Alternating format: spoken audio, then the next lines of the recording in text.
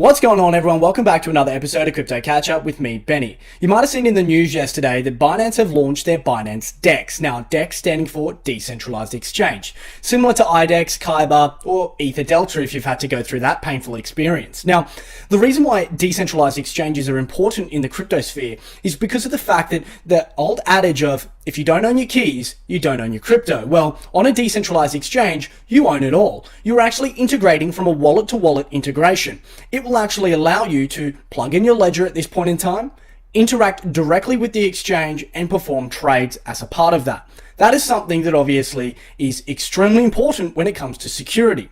But in terms of Binance, the reason why they've been doing this, and CZ has been talking this for a while, is the fact that they've been building Binance Chain in the background. Now, Binance Chain is where the BNB token that currently exists as an ERC20 on Ethereum is going to end up. Binance Chain has a 1-second block time and near instant finality. So what we should be seeing is obviously a DEX that performs quite well and is, I guess, something that we can look forward to in terms of that trading experience. Now, we're going to hold it there, however, because this for me is actually marketing ploy.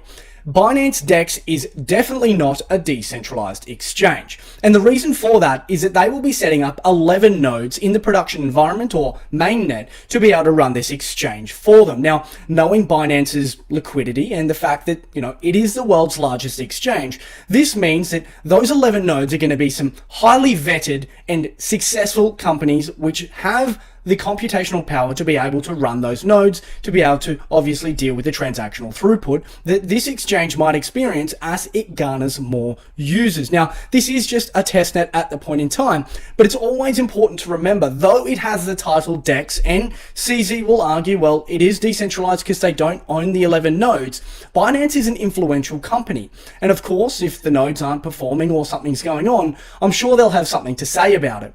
Of course, it is another stepping stone. This is what is known as a non-custodial exchange. It's as simple as that. We're not going to go into it any further. This is what it looks like anyway. You can start trading, create a wallet, or get some test BNB to be able to do the testnet trading on here. Like I said, this is just the beginning. If you scroll down a bit, it explains how to get started with the DEX, and then goes down to, about the Binance DEX and why it's, I guess, valuable. And one of those things there's no withdrawal deposit and or order placement fee, so we can all agree that's pretty snazzy. Of course, what you're going to do first when you get here, you're going to create a wallet. It's going to take you through this tutorial, beautiful tutorial that it is, and of course you're going to provide a password and download the key store file. So we're going to download that now. I'm not actually going to save it because I've already downloaded one prior, and we're going to continue on. It then is going to provide you your mnemonic phrase. Now, of course, save that somewhere very safe. I'm not going to use this one here because I didn't even just save that key store file. So go ahead and use it if you'd like. Continue. Yes, I've noted it down. And now we can unlock the wallet. Now, something to pay attention to here, guys, is that they have actually built in ledger device support from the get-go in this testnet environment. You can plug in your ledger, you can try and do some trades there and see what happens. Like I said, wallet to wallet. That is essentially what is happening here. Worst case scenario, you plug in the private key. I don't recommend you do so. So let's grab one of the key store files like you might, and off we go.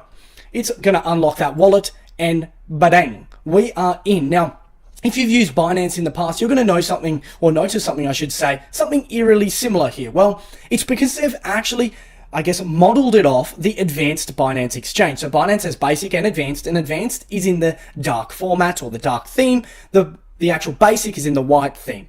Now, it nearly has the same layout as the Windows application and also the website. So on the left here, you have your trade history, you have your current order book, you have your orders there, buy, sell, open orders, etc. When I say buy, sell, that's funny. I was still up. Let's get rid of me. There we go. In the corner, limit order, buy, sell, and the rest of that there. And we'll bring it back now.